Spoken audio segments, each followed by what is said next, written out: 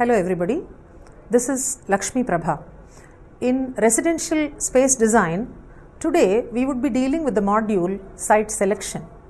Site selection is the first step in construction of a house for residential use. Since a house is an asset, a very big asset for a lifetime for most people, adequate attention needs to be paid to the plot on which the house is going to be built. Moreover, if one is able to select a site which satisfies a majority of the prerequisites, it would mean that the work is almost half done, because if the selected site is not as per your requirements, it could result in a lifetime of unpleasantness or dissatisfaction that all the hard-earned money has been wasted. Careful attention needs to be paid to each and every aspect before a decision is made and a site is selected. Even after careful consideration, if one is not fully satisfied with the site, the construction of a house should not be attempted, as it would only compound the faulty decision and probably multiply the displeasure. It hence emerges that selecting a suitable site is very crucial. You should be able to have a clear perspective about the desirable qualities to be sought after while selecting a site for constructing a residential house, such as the physical features of a site, the necessary amenities, facilities and utilities, and the other important features which contribute to a meaningful or a quality living environment. Now let us take the first aspect.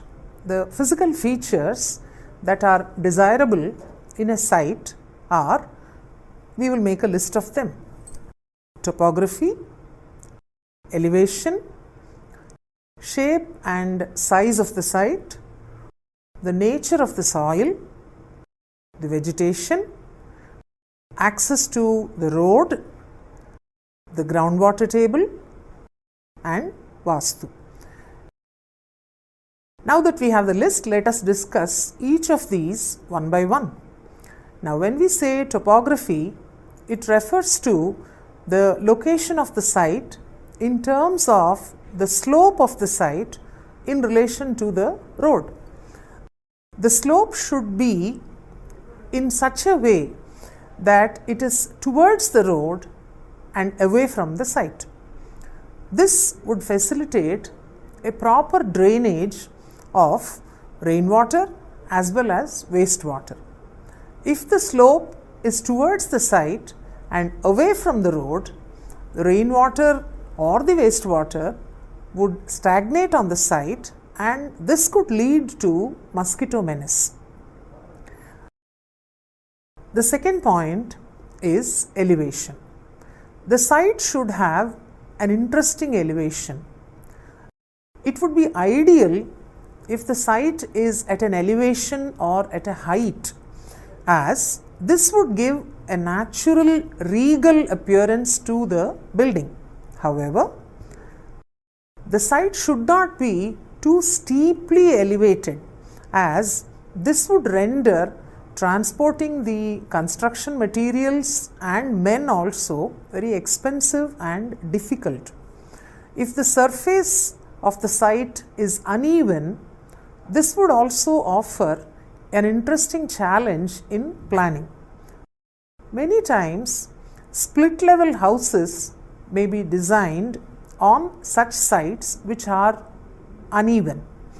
In addition, the different levels of the site may be utilized to an advantage while planning the built-up area and also the landscape.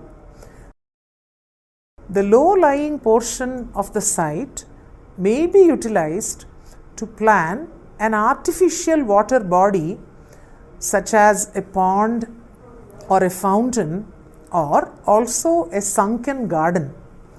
A site on a low-lying land is to be avoided, as this could lead to stagnation of water, and also the wastewater and rainwater from the neighboring sites may flow into the site and stagnate. Similarly, A site on a completely made up soil or a leveled land is to be avoided, as over the years when the soil settles down, it may settle unevenly, which might affect the strength of the building. A plain or a leveled site does not pose any difficulty. However, there might not be any challenge also, because it would have been a leveled land. Now, marking and laying of foundation could be taken up immediately, and there may not be any delay in the construction also. Now, coming to the third point, the shape and size of the site. For all practical purposes, the site should be of a regular, rectangular or square shape. This would facilitate effective planning of the house, as most houses are either rectangular or square. As per Vaastu also, irregular shaped sites are to be avoided. Practically speaking, if a site has an irregular shape, the builder or the mason would want the odd side to be left out, and the house may be planned on the remaining site. This would result in wasting of the area which has been purchased paying money. Hence, an irregular shaped site should be avoided on all counts. Similarly, too small a site or too big a site are also to be avoided. So, the size of the site should be in tune with the size of the family, the requirement, and also the budget set aside for the purchase of the site. Now, sometimes we may be tempted by too large a site, which might make us overshoot our budget, and at a later point of time the excess land might prove to be a burden also. Hence, the site should be purchased depending on the budget. Now, let us go to the next point, namely nature of the soil. The soil should support a strong foundation and also at the same time facilitate growth of vegetation. Rocky soil is strong, but it might involve a very heavy expenditure on the excavation of the rocks. The flip point would be the excavation, and the advantage would be the dugout rocks could be used in the construction. Rocky soil supports the foundation very well, but on such a soil, the groundwater may be available at great depths. And rocky soil also presents new opportunities in planning the house. One may design a house with split levels of different living areas. Now, we see in many cities houses which were built on rocks, giving them unique appearances. So, a creative designer would be able to take advantage of a heavy rocky soil also. Also, we may plan duplex houses on such soils.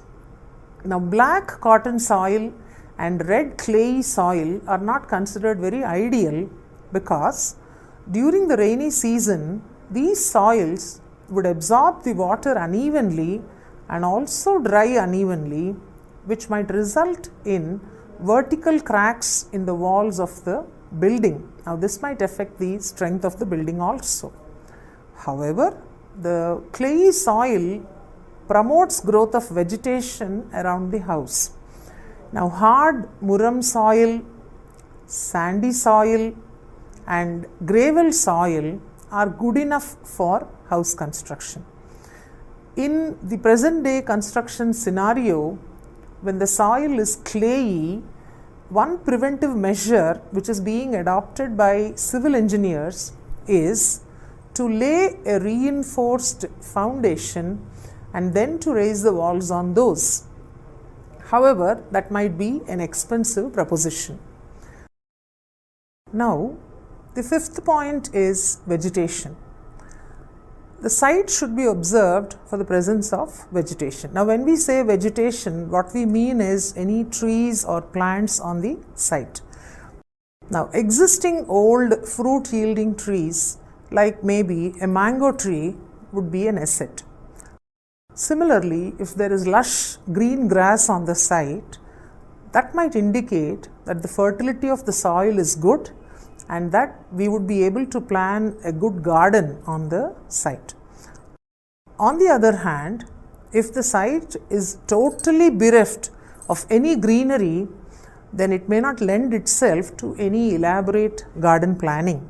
So, we need to look at the site with the view of raising a garden also. The next point is access to road. The site must have free access to a road of say 20 feet or 30 feet. This would allow free movement of vehicles and also in times of say house shifting etc., heavy vehicles would be able to reach the house.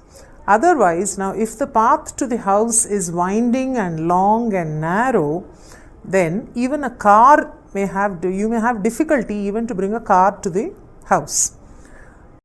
Now, the next point would be the groundwater table. Now, before finalizing on a site for residential purpose, one needs to ascertain the position of groundwater table in that particular area. Present day construction largely depends on groundwater. Hence, the depth at which groundwater may be available should be ascertained, and this should be neither too low nor too high.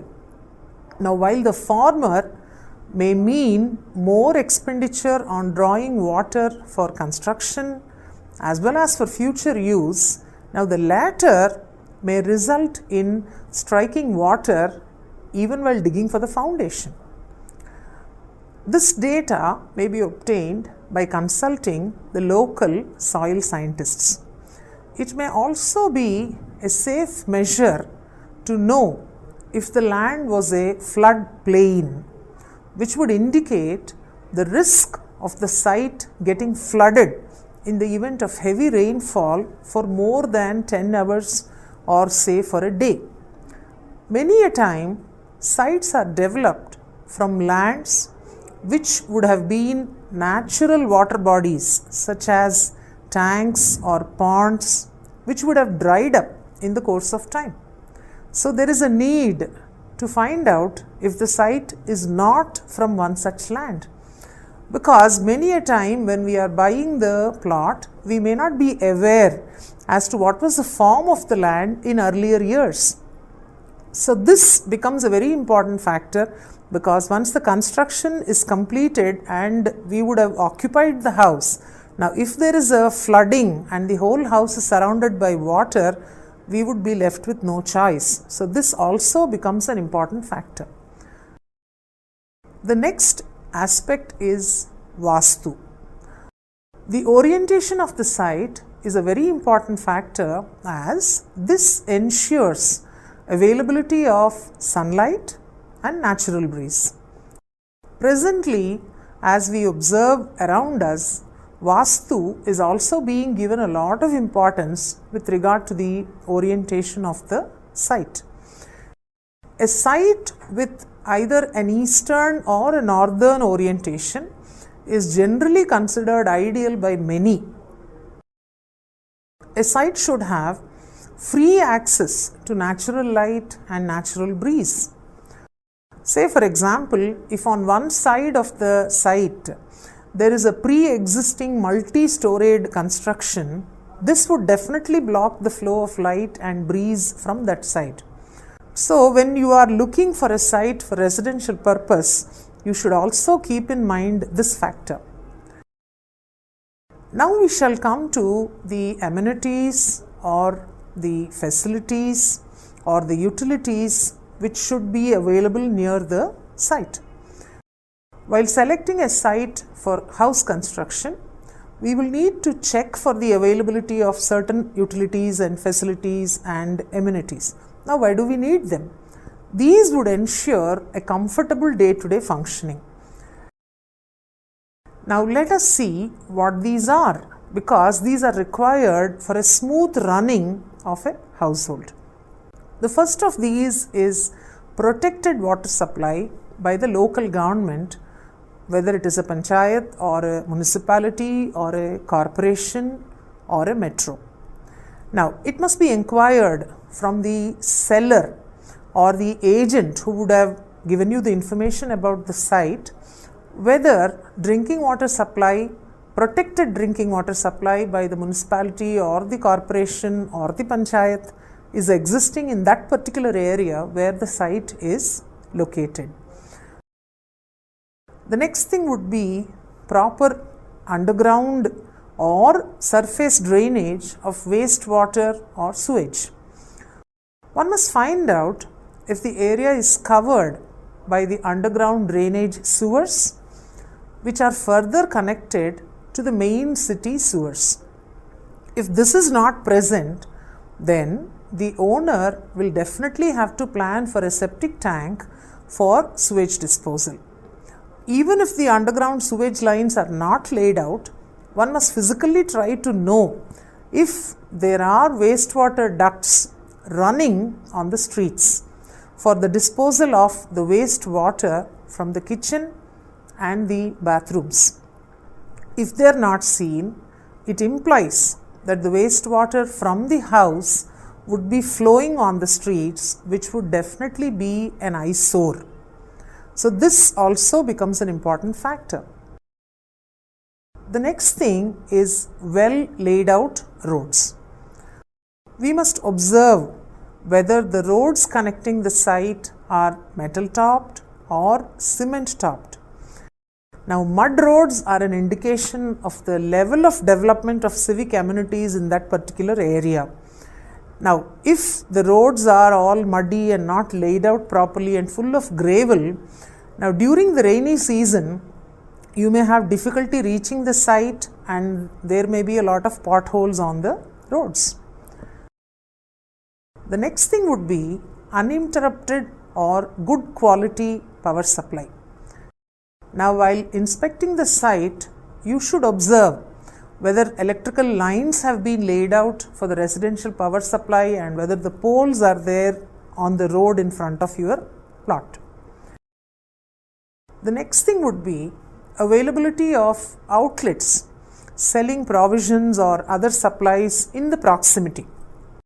Now, once the house is constructed and the family starts living there, there would be a need for provisions, vegetables, and other supplies of daily need.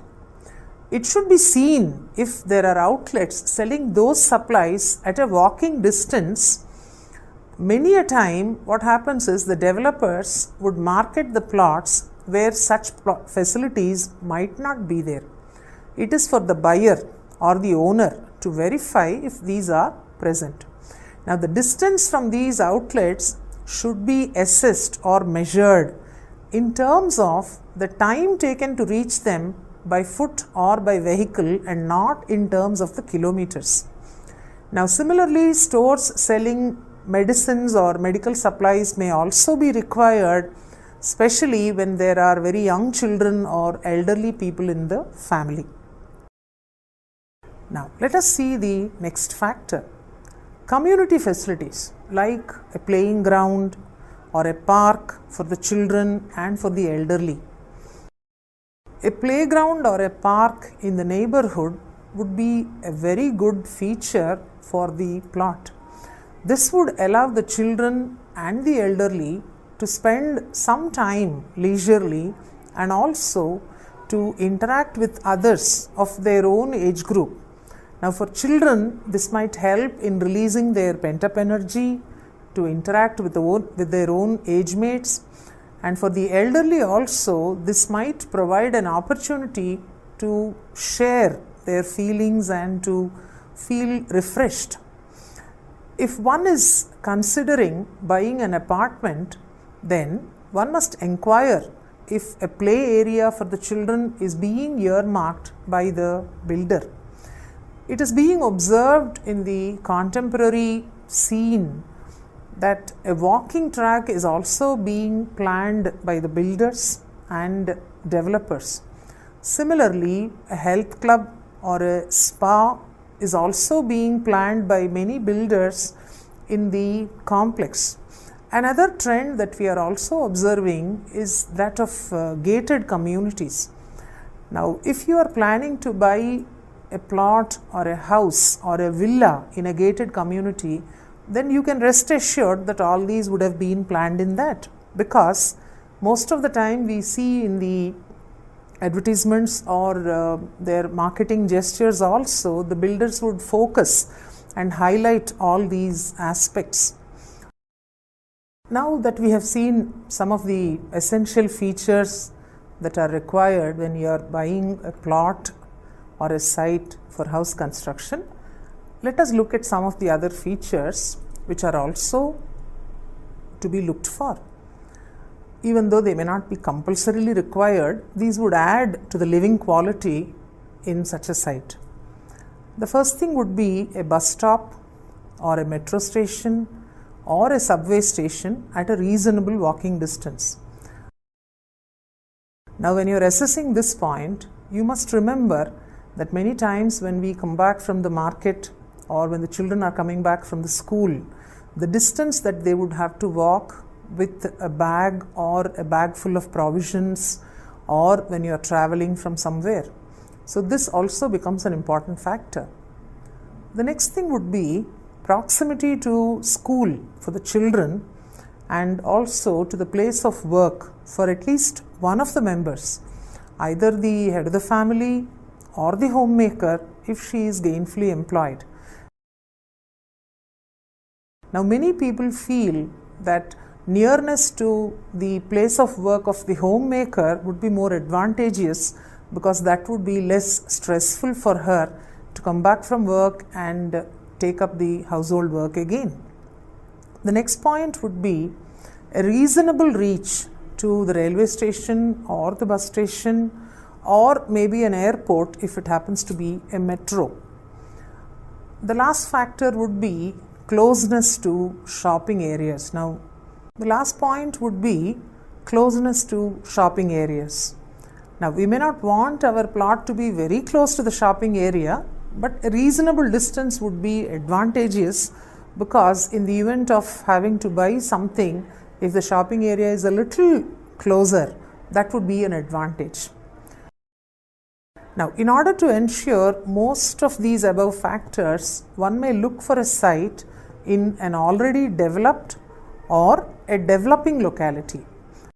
Now, in case a developed site is highly expensive, then one may look for a piece of land from an area which has a reasonable chance of developing in the near future. Now, this might call for a calculated risk in forecasting the rate at which an area or a locality might develop. A safe option may be to buy a plot from an area which would have been developed by the local municipality or the corporation. Now, when a municipality or a corporation acquires land and develops it, the buyer may rest assured that the site would be well developed, having all the electrical and drainage facilities and communication facilities and roads and so on, because the job of the urban development authorities would be to develop the plot and the layout. Now, the other features, the neighborhood. Now, let us look at some of the other ancillary features that are also important when you are selecting a site to build a house to live in it. The first thing would be the neighborhood. The site should be selected in an area where the socio-economic status of the neighbors is somewhat similar. This would ensure play companions for children and also social acquaintances for the adults from a similar background. Otherwise, one might end up feeling like an odd man out or a small fish in a big pond. Such a condition may come in the way of regular day-to-day living, observation of occasions, or even celebration of functions. Sometimes, if a plot is purchased when the area has not developed, now later on the site may develop into a colony of settlers, or say a slum, or sometimes full of high-rise buildings. In any of these cases, the neighborhood may not be to one's liking, and the person may face difficulty in living day to day in their house in a peaceful way, and sometimes people may be even forced to dispose the property and buy elsewhere to be able to live peacefully. The next factor would be busy market areas. A site near a busy market should be avoided, as the roads would be busy most of the time. There would be plenty of noise and nuisance, and also security might be endangered because all kinds of people and all kinds of vehicles would be coming to the market, and the house may be in the view of all and sundry. Now, heavy vehicles coming to the market may block the roads, and the dust pollution also may be very high. Children and elderly members in the family may be forced to remain indoors even in the evenings, as the roads may not be safe for them to venture with heavy traffic all the while. Similarly, a site near a busy function hall or a cinema theatre also would pose a nuisance, since the roads would be busy constantly and there is bound to be noise pollution. In addition, the vehicles which come to the function hall or cinema theatre may be parked highly irregularly in front of your house, and you may not be able to even take out your car or scooter many times. So, this also would be an avoidable feature. The next factor would be a dumping yard. Now, the dumping yard is a place where all the waste from the city is brought and dumped. Now, if there is a dumping yard very near to the prospective site, a better decision would be to avoid it, because a dumping yard, besides being a source site, would also lead to rodent and other pest problems. The next factor would be burial ground. Now, a site in the immediate neighborhood of a burial ground is highly avoidable, not only because of the unpleasant sights, but also because of the smoke and the dust that might be emanating from the place. And we would not like to wake up or sleep to the wails or crying of the relatives of the dead. This would be avoidable. The next aspect is legal and economic issues. Now, while buying a plot, we must not spend more than 30% of the budget set aside on the site. If the site itself is going to consume a major chunk of the budget, then one might not be left with enough funds to complete the house construction, and subsequently the house construction may get delayed. If the area around the site is not developed, then the amount to be invested in the site should not exceed 10%, because the cost of development of the site would also have to be borne by the owner of the plot. So, this again has to be a calculated risk that one has to take. An important issue which should not be overlooked is the title of the site. Title in the sense the ownership of the site. The site must have a clear title, and before purchasing, one must examine if the documents pertaining to the ownership and transfer of ownership are available and original, that is genuine. Before making the decision, one must inquire and get to know about these details from the local land revenue or the municipal office. This would rule out future litigations and complications about the title of the site. Now, one problem that many of us are encountering in the cities today is that a plot which would have been sold to one individual is being registered multiple times to others also. Now, how do we overcome this kind of a problem? Now, we need to check the ownership and the originality of the documents.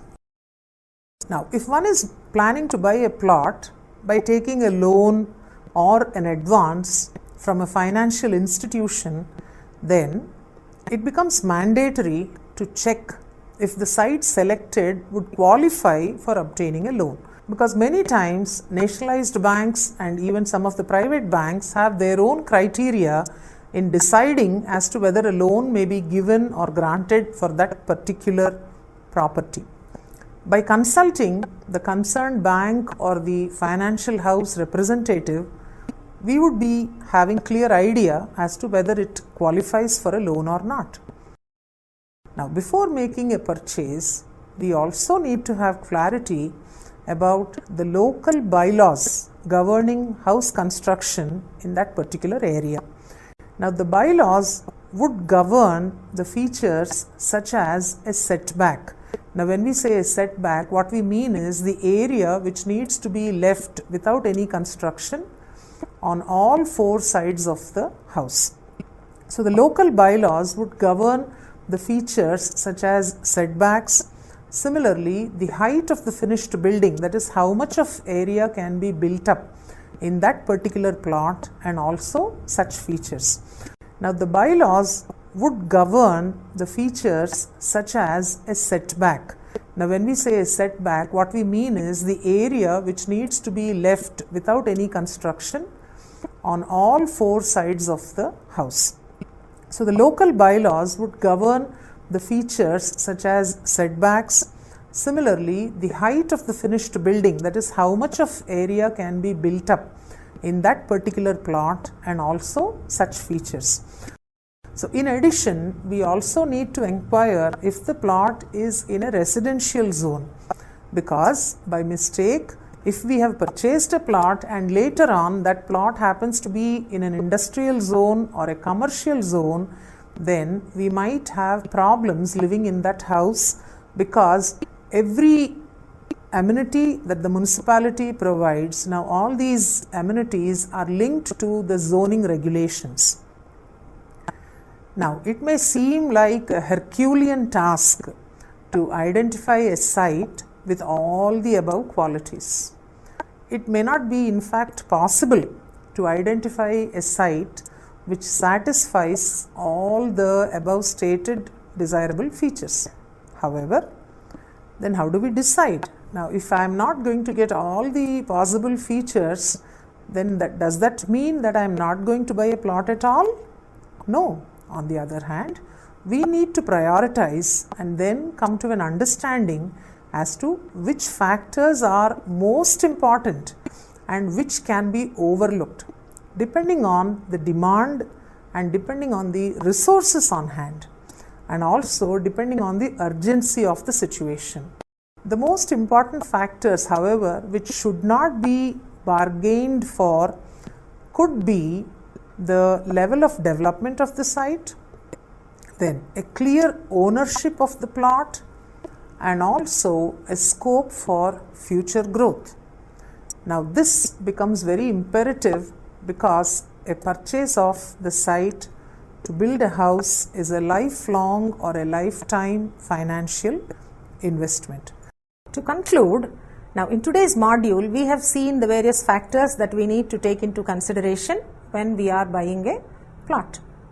So, this knowledge of the various factors that you need to look into before buying a plot would help you in identifying a plot which is suitable to you in all ways, which would help you to build a house and then live happily. Thank you.